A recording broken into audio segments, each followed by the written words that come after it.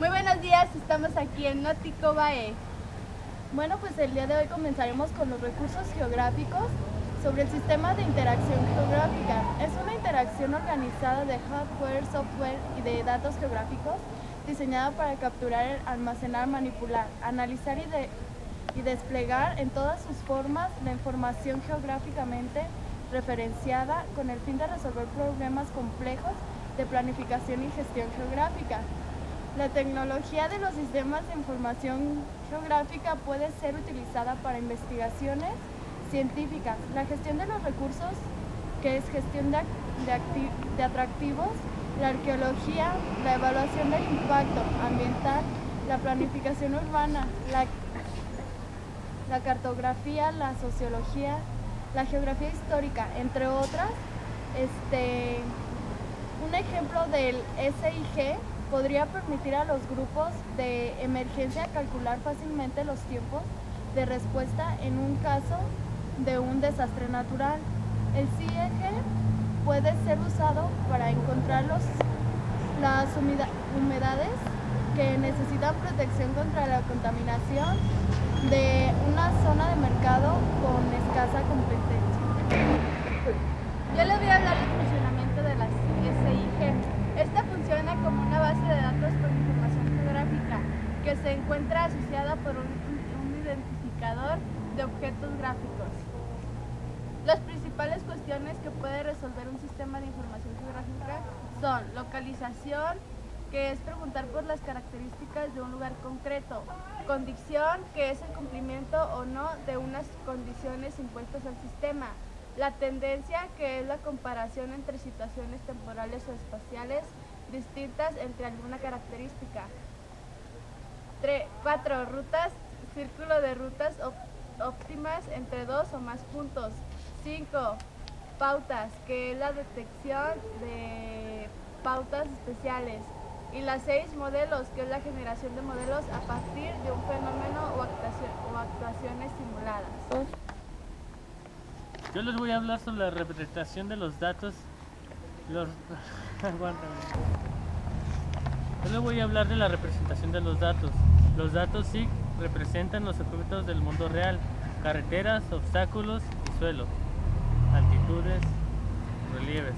Los objetos del mundo real se pueden dividir en dos: abstracciones, objetos discretos, como son casas, montañas, relieves, y continuos, como cantidad de lluvia que cae o una elevación. Existen dos formas de almacenar los datos de un SIG: raster y vectorial.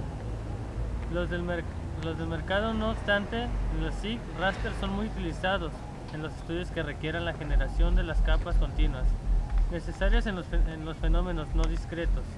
También en los estudios medioambientales, donde no se requiere una excesiva presión espacial.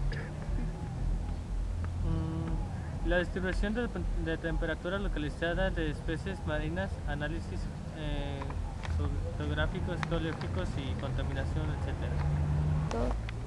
Yo les voy a hablar de las técnicas utilizadas en los sistemas de información geográfica. La creación de datos.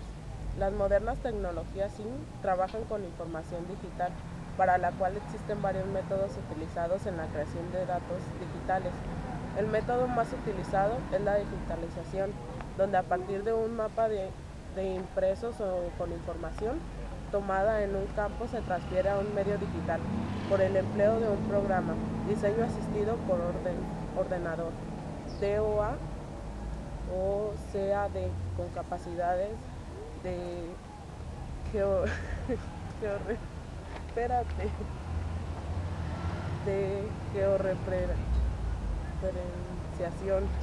Yo le voy a hablar del raster, y es un tipo de datos que es esencial de cualquier tipo de imágenes digital representada en mallas.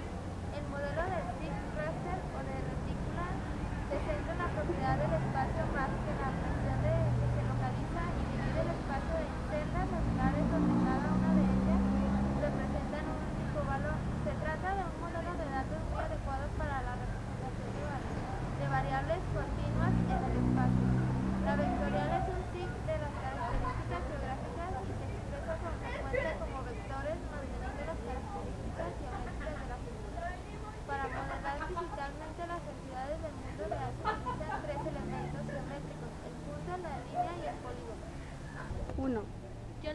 hablar sobre los puntos que se utilizan para la elaboración de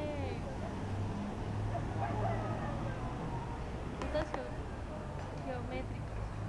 El primero es punto, que los puntos se utilizan para las entidades geográficas que mejor pueden ser expresadas por un único punto de referencia. En otras palabras, la simple ubicación, por ejemplo, los pozos, picos de elevaciones, puntos de interés. Los puntos transmiten la menor cantidad de información de estos tipos de archivo y no son posibles las mediciones. También se puede utilizar para representar zonas a una escala pequeña. Por ejemplo, las ciudades en un mapa estarán representadas por puntos en lugar de polígonos o polilíneas. Estas son las líneas unidimensionales o polilíneas. Son usadas para rasgos lineales como ríos, caminos, ferrocarriles, rastros, líneas topográficas o curvas de nivel. En las entidades puntuales en pequeñas escalas pueden ser utilizados para representar polígonos. En los elementos lineales puede medirse la distancia. En los polígonos bidimensionales se utilizan para representar elementos geográficos que cubren un área particular de la superficie de la Tierra. Estas entidades pueden representar lagos, límites de parques naturales, edificios, provincias o los usos del suelo, por ejemplo. Los polígonos transmiten la mayor cantidad de información en archivos con datos vectoriales y en ellos se pueden medir el perímetro y el área. Yo les voy a hablar sobre la importancia del mapa en la geografía. El mapa es el lenguaje de la geografía. Es un medio que como recurso de análisis convierte los datos espaciales en información espacial. Al mapa le sigue el análisis que utiliza las categorías de espacio, territorio y lugar. En un sistema de información geográfico, los mapas o bases gráficas adquieren un valor agregado mayor, ya que se les asocian otros datos, que pueden ser alfanuméricos en forma de tablas, imágenes, videos y textos.